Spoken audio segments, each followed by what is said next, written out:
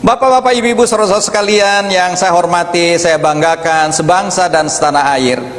Izinkan saya mengulas satu persatu visi kepemimpinan nasional yang telah diwariskan oleh para pendiri bangsa ini dalam kelima Pancasila. Yang kedua adalah visi kemanusiaan.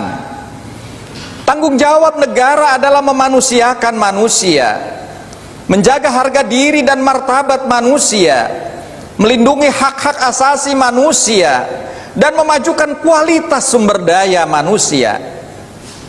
Indonesia bukan negara kapitalis liberal yang meletakkan kepentingan pertumbuhan ekonomi lebih utama di atas nilai-nilai kemanusiaan.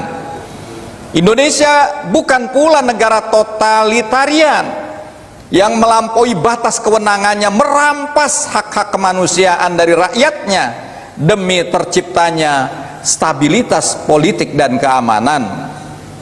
Tujuan sejati pembangunan nasional adalah membangun manusia Indonesia, bukan sekedar membangun di wilayah Indonesia. Membangun Indonesia bukan sekedar membangun jalan tol, gedung, bandara, dan pelabuhan. Pembangunan tidak bisa direduksi menjadi pembangunan fisik infrastruktur semata. Justru yang paling utama adalah membangun kualitas dan kapasitas manusianya. Pembangunan infrastruktur hanyalah menopang pembangunan sumber daya manusia. Bukan berarti pembangunan infrastruktur tidak diperlukan, tidak. Tetapi ini harus beriring sejalan dengan pembangunan sumber daya manusia. Sebagai bangsa kita harus mengubah paradigma pembangunan dari pembangunan berorientasi ekonomi menjadi pembangunan berorientasi manusia. Perekonomian nasional akan tumbuh lebih tinggi jika Indonesia mampu menciptakan SDM unggul yang berdaya saing global. Bappenas pada tahun 2016 memproyeksikan bahwa Indonesia pada 2045 akan berhasil menjadi negara berpendapatan tinggi dengan pendapatan per kapita mencapai 23.000 US dollar. Tentu kita menyambut baik proyeksi yang sangat optimis ini. Kita bersama-sama mengharapkan agar Indonesia bangkit menjadi negara maju yang sejahtera. Namun demikian, ada beberapa permasalahan struktural yang menghinggapi ekonomi Indonesia. Permasalahan struktural inilah yang menjadikan Indonesia rentan masuk dalam jebakan negara berpenghasilan berpendapatan menengah atau middle income trap, yakni negara yang tidak mampu tumbuh lebih tinggi lagi karena ada permasalahan struktural yang menghalanginya. Dan permasalahan struktural yang utama di Indonesia adalah tentang kualitas dan kapasitas sumber daya manusia. Ada banyak permasalahan mendasar yang dihadapi sektor SDM kita, khususnya sektor kesehatan dan pendidikan. Dari sisi kesehatan, Indonesia menghadapi tantangan yang tidak mudah. Angka kematian ibu dan bayi di Indonesia masih tertinggi ketiga di Asia Tenggara. Dalam laporan Bank Dunia pada 2017, dalam sehari ada 4 ibu di Indonesia yang meninggal karena melahirkan anak. Angka kematian ibu mencapai 305 kematian setiap 1000 kelahiran hidup. Sedangkan kematian anak mencapai 24 kematian setiap 1000 anak lahir. Ini sesuai data SKDI 2017.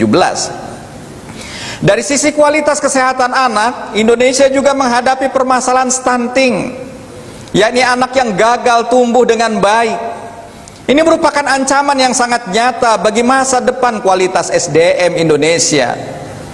Menurut Riskesdas 2018, prevalensi stunting balita Indonesia mencapai angka 30,8%. Artinya 1 dari 3 anak yang lahir di Indonesia mengalami stunting atau gagal tumbuh.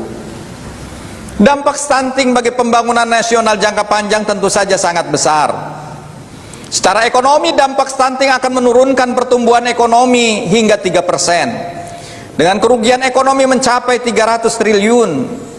Pendapatan per kapita akan turun 22% dan IQ anak akan turun menjadi 11 poin.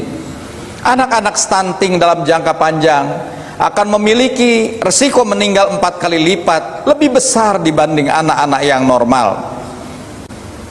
Dari aspek pendidikan, permasalahan yang muncul tidak kalah menantang.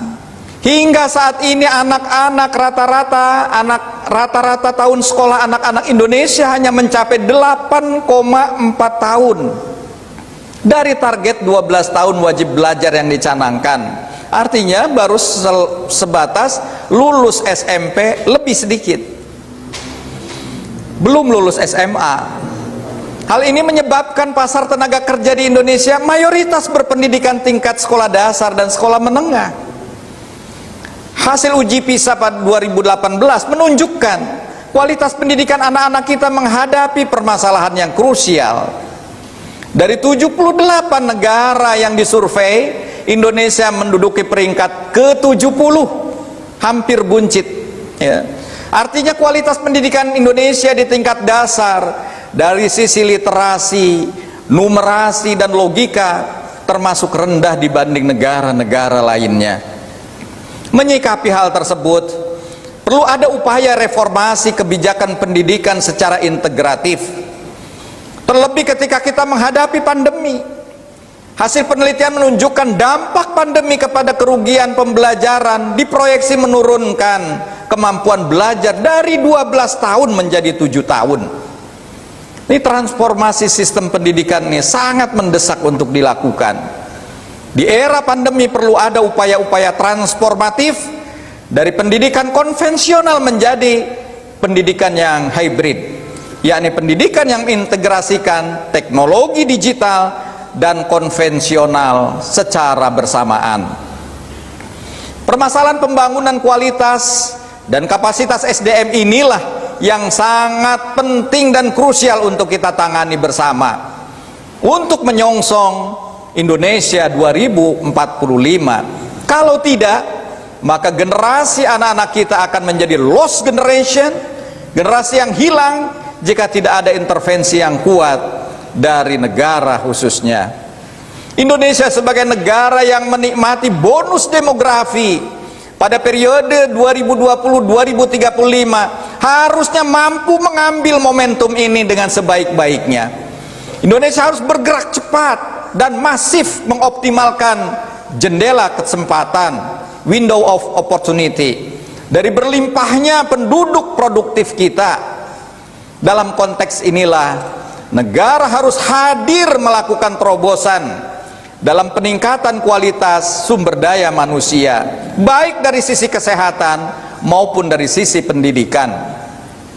Konstitusi mengamanatkan 20% APBN untuk dana pendidikan dan 5% untuk sektor kesehatan. Artinya secara kuantitas dana untuk sektor pendidikan dan kesehatan mencukupi. Cuma letaknya adalah pada masalah tata kelola, governance, dan kualitas belanja, quality of spending dari program yang dijalankan masih kurang fokus.